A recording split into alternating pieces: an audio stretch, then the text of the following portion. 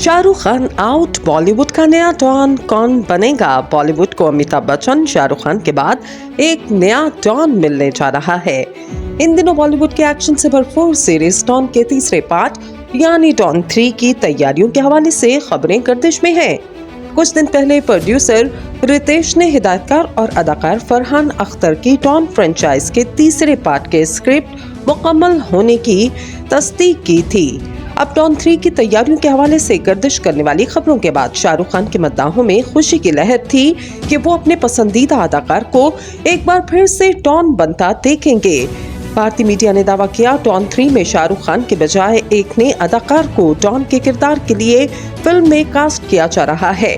Pink villa की report के मुताबिक बॉलीवुड किंग शाहरुख खान ने डॉन फ्रेंचाइज को खैराबाद कह दिया।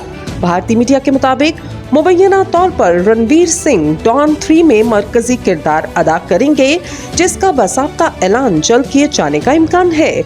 वाज़ेह रहे शाहरुख खान की डॉन सीरीज से आउट होने और इनकी जगह रणवीर सिंह को कास्ट करने के हवाले से फिल्म के प्रोड्यूसर्स हिदायतकार की जानिब से अब तक कोई वाज़ेह बयान सामने नहीं आया।